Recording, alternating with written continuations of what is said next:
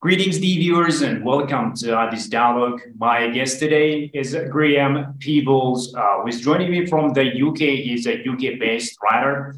He's also an artist and director of the Create Trust NGO he founded. We'll talk about current issues unfolding in Ethiopia and the entire continent of Africa. So stay with us, and thank you indeed for being with us. And Graham, thank you so much for joining me. It's a pleasure. It's nice to be here.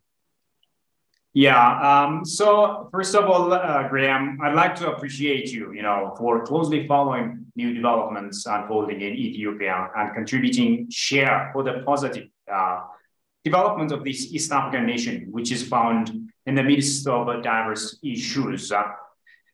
Thank you so much for that. Just say thank you. And let me come to my first question. As an icebreaker, I want to ask you this question, Graham. How do you describe Ethiopian situation as we speak? And what are the prospects that you see?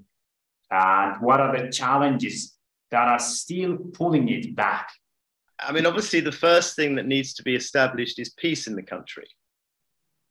So how do you create peace in the country when you have an armed terrorist group that doesn't want peace?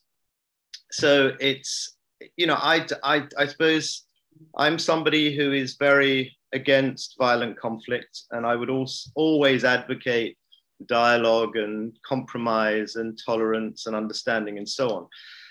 However, in the case of a group like the TPLF, I'm increasingly of the opinion that even if now we understand that so-called peace talks are going to begin again, but that I wouldn't trust them an inch.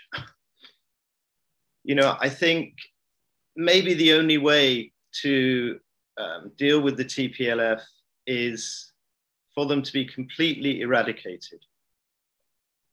Now, I don't know how you do that. So do you do that through a judicial process where you arrest the leaders of the organization and they are tried in a court of law and that way? Or would that create further conflict and rifts within the country? I mean, it's very difficult for somebody who's not in Ethiopia. But my feeling is, and has been for a long time, that this group is hated, throughout the country, throughout the diaspora, and in large parts throughout Tigray itself. So they don't have any kind of mandate to be in power. Their power base seems to be foreign. So they're getting their support not from Ethiopians, but from political groups in the West. So mainly the Americans, who are sustaining their fight for their own geopolitical reasons. They don't care about Tigray. They certainly don't care about Ethiopia. They only care about America. So they want to maintain a foothold in the Horn of Africa. One can only assume in order to control the Red Sea, Suez Canal, and not lose the grip on that region that they had when the TPLF were in government for 22 years. So the first thing the country needs to do is create peace. And Abiy's government seems to me to be absolutely committed to doing that. So that's the first step. Then you have to try to create a sense of national unity in the country, which, after the rule of the EPRDF, where the country was divided along ethnic lines, and that has continued, then it's very difficult. The only thing I would say at that stage, but perhaps, if one's trying to think about, are there any positive effects of the war? I mean, one of the positive effects seems to me to be the level of unity that it's brought about within Ethiopia and within the Ethiopian diaspora. So that's a very, very positive thing to build on.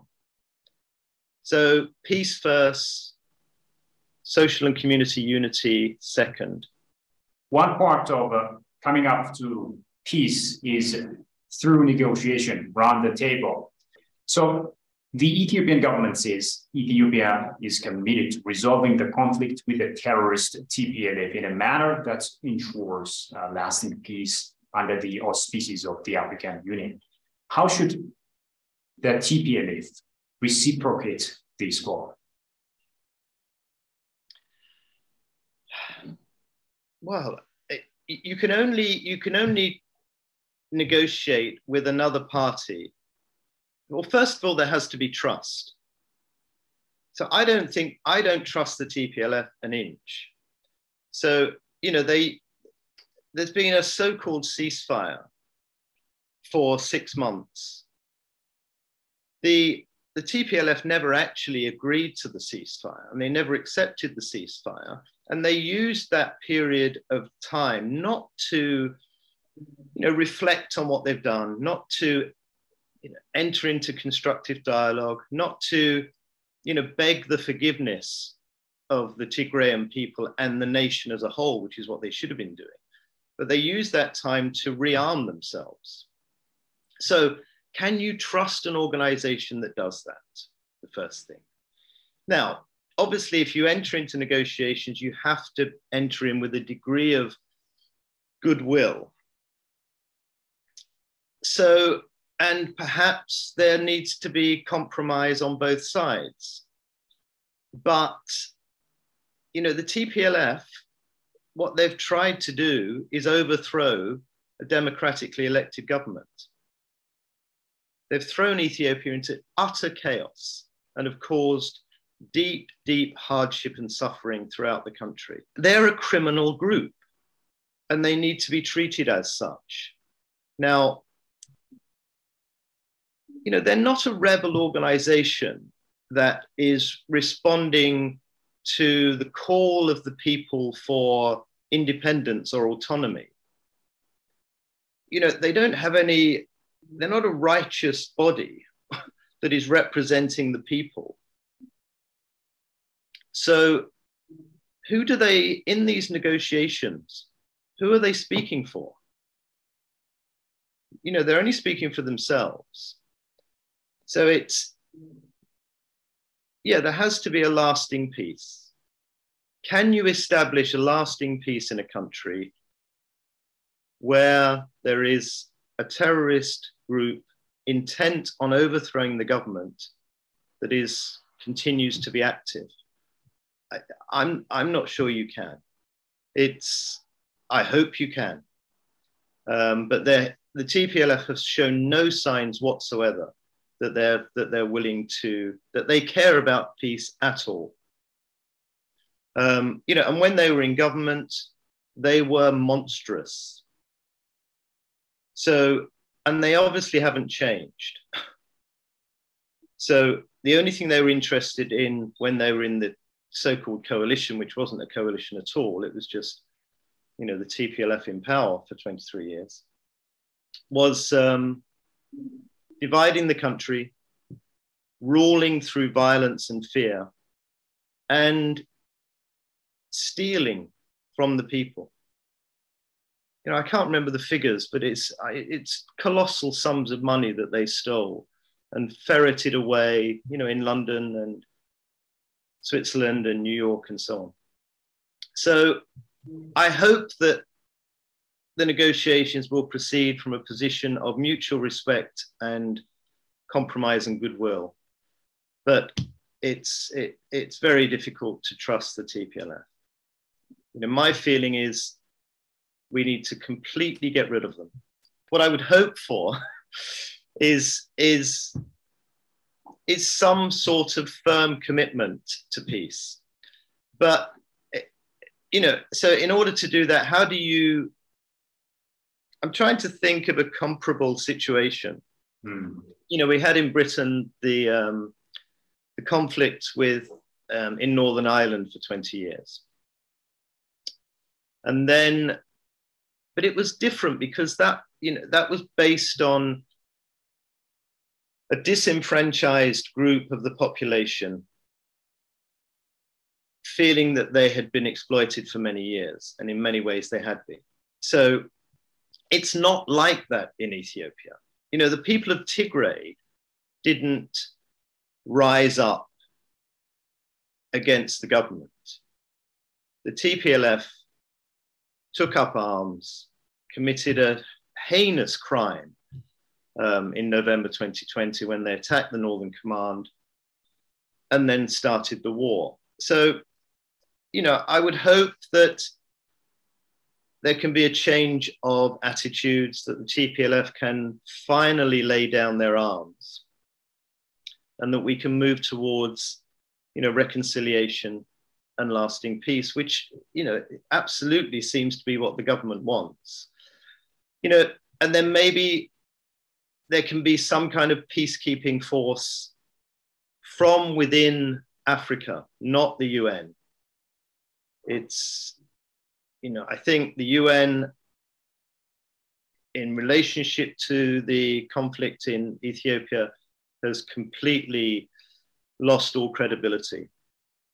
So I think it has to take place within the African Union. But yeah, if there could be a peacekeeping force agreed to come in and ensure that there was no more fighting after any agreement is reached, I think that would be a positive step. Let me come to the article that you wrote last month. And in that article, which is entitled Renewed TPLF Terror War Against the Ethiopian People, you give us this vivid picture of some of the atrocities committed by the TPLF, the patterns and the schemes that it has been resorting to over and over again. So can you walk me through some of the things that you raised there for some of our audience who haven't read the article? Can I bring it up, Shifarin? Okay. Yeah, I thought one of the most notable points that I mentioned, which I thought was quite staggering, was the theft by the TPLF of the UN or World Food Programme fuel tankers. And this was on the back of previous thefts when the TPLF stole, it's an extraordinary number. You read these figures and you think, can that possibly be true? But that 445 contracted non-World Food Programme trucks entered into Tigray in July 2021, and only 38 returned. So the TPLF stole 407 UN trucks. The way that I thought it was interesting reading this UN Commission's report on human rights in Ethiopia. They talk about rape a lot in there. And it's, rape has been used by the TPLF. It's part of their methodology. They used it when they were in power for 23 years, and they've used it consistently in this war. And I think I mentioned this in the article as well, the recruitment and use of child soldiers, which wasn't even mentioned in the UN Commission's report, which I thought was extraordinary that it was left out. And I mentioned the support that the TPLF has consistently received from Western powers. So these, planes flying in from Sudan into Tigray, with, we assume, full of arms. Where are they getting those arms from? Probably the US. They're the biggest arms dealer in the world. So it's I think it was shocking, really, when fighting began again. Probably not unexpected, but yeah, awful. Yeah, absolutely. Let's also talk about the issues of interference or meddling, as some call it, especially when it comes to Ethiopia, and of course, the continent of Africa at large. As you know, Africa has been grappling with these issues of interference by some in the West in its sovereign affairs. I think Ethiopia has a lot on its plate in this regard. So, have you made some observations in this regard, Brea? Are there any improvements that you noticed? I think that Ethiopia, like Africa generally, I think it needs to turn away from the West. I think it has been exploited and abused, systematically for 50, 60 years at least. And actually, I think that's partly what's behind the American support for the TPLF, because Abiy is an independent voice. He's not always right, but nevertheless, he's an independent voice, and he recognizes that Ethiopia's place is within the Horn of Africa and the broader region. The successful construction of the Gerd Dam is highly significant. As is the dispute, which I think is completely fabricated, between Ethiopia, Sudan, and Egypt over the waters from the Nile. There's no reason at all why the countries downstream should be threatened by Ethiopia building of the dam. You've got 60% of Ethiopian people don't have access to electricity. So it would be a tremendous asset for the country. But again, what it does is it shows the West that Ethiopia is moving towards greater sense of independence. And the West don't want that. They don't want independent democratic nations. They want unstable, poor countries that they can dominate and control. So that has been the pattern. But I think there's a growing movement within many countries in Africa towards building a sense of continental unity, which I think is extremely positive. And Abiy and Ethiopia are key figures within that movement. So that sense, I think, all around the world, you're seeing this. You have this, on the one hand, this movement towards greater sense of self-expression, people calling for social justice and freedom. Look what's happening in Iran at the moment. It's quite extraordinary. So people will not anymore be suppressed in the way that they have been. So I think that tide is definitely turning, and nowhere more strongly than in Africa. I think Africa will become increasingly integrated. Cooperation between African nations will grow stronger and stronger. I thought it was interesting within the response of countries within the Horn of Africa to the conflict that's taking place in Ethiopia, been very united, which is extremely positive. This way of dividing nations amongst them from one another so that you can better rule them, that's been unsuccessful in this conflict. So that's all very positive, I think. I mean, we're living in extraordinary times, and there's enormous problems everywhere, but there are these underlying movements towards unity and cooperation, and I think that's very, very positive. Yeah. You also argue that ex-colonial or imperialist political powers have no interest in seeing Ethiopians, or anyone else for that matter, in sub-Saharan Africa prosper. They're still trying to install puppet regimes whenever possible. Can you explain that to me, Brea? Yeah, it's an extraordinary thing to say, really, isn't it? Absolutely. because these democrats, these sort of Western bastions of democracy, of course, they would disagree with statements like that. But their actions prove the contrary. It's the whole development model has been based on keeping sub-Saharan African countries poor. I thought it was interesting, actually. I wrote something recently about the environment, and there was in 2009, Western nations committed to set up a fund to help developing countries mitigate the impact of environmental change and climate change. And it's never been met.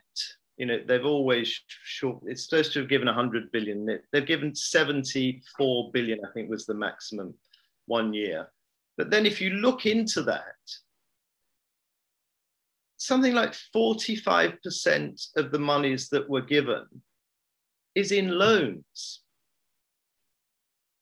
And so it's another way of keeping developing countries impoverished. In that example, the environmental catastrophe has been caused by Western nations, not by African nations. But African nations are suffering most. And instead of being responsible, they have again tried to find a mechanism which makes developing countries dependent on Western nations and then beholden to them. So the minute you take money from somebody, you're indebted. So it's not, and also the other thing to add is if you look at the socioeconomic model that dominates life, globally, but certainly in the West and developed countries, it's unjust. It's created unhealthy societies of stressed, anxious people, and it's poisoned the planet. So this is the model that has been sold to developing countries. We will give you money in exchange for allowing economic reforms in your country, political reforms in your country, access by multinationals in your country. That's colonialism. It's another way of controlling the nations of developing of sub-Saharan African countries. And it's and this question you just asked is connected to the first answer that I gave. And people, particularly young people within African nations, they see this. I think there's enormous anger towards Western nations, and I share it. It's, the development model needs to be rejected. The African countries need to unite within Africa and look to one another for their strength and reject. Look what's happening in Mali. They've recently essentially thrown out the French. Very positive. So it's, these old ways of doing things, this neoliberalism is a form of extreme capitalism that sits within the neo-colonial model. And it's all about exploitation. It's, there is nothing to suggest that Western governments, we're talking very broadly, but certainly the American imperialist agenda, that they want to encourage free and open societies. They want fragile societies in which, people are insecure and unstable because they're the easy ones to control. Absolutely. I think it's the famous adage goes, you know, actions speak louder than words. And that's exactly what I'm saying. Yeah, absolutely. No, I mean, it's you know, it's the development, you know, this so-called development model. It's not a development model at all. We need to completely redefine what we mean by development. There's because it's the word development is used, but actually it should be the word growth, because that's all they're interested in. It's, you know, so if we take development and expand it as a, you know, what does it mean for a human being to develop? You know, it means to be able to think freely, to be creative, to be independent, to live in a socially just environment, to be able to express your views and your opinions, you know, without fear of repression. You know, it means not feeling hungry, you know, not being impoverished. I mean, it's interesting because there's a new civil society group in Ethiopia just set up, which I wanted to mention, called Media for Human Rights Association, which I've been connected with. And we've had various discussions about, you know, what are human rights? You know, if you read the Universal Declaration of Human Rights, the Charter, everything in there, if it was implemented in Ethiopia, in Britain, you know, throughout the world, we would build a completely different kind of society. You know, the first human right is the right to life. Yeah. So, and that's what, you know, the Media for Human Rights Association, they want to, it's been formed by a group of very well-known Ethiopian journalists and media workers. And part of their work is to highlight where human rights abuses are taking place, create a broader sense of education and understanding of what human rights are, and encourage investigative journalism so that we can raise human rights abuses and make them known. And there is no greater human rights abuse than the suppression of nations, which has taken place by the neo-colonial model. Yeah, absolutely. It's a human rights abuse on a mammoth scale. It's you know, it's come out of slavery, and it's been a way of trying to say, okay, slavery was awful. We recognize that. We don't do that anymore. But at the same time, trying to setting up mechanisms, political and economic mechanisms, which continue to enslave the people of sub-Saharan Africa. Graham, thank you so much for your ideas. Thanks a lot. Pleasure. Nice to talk to you. Yeah. And dear viewers, with that, we come to the end of today's program. Thank you as well for having been with us. Bye-bye.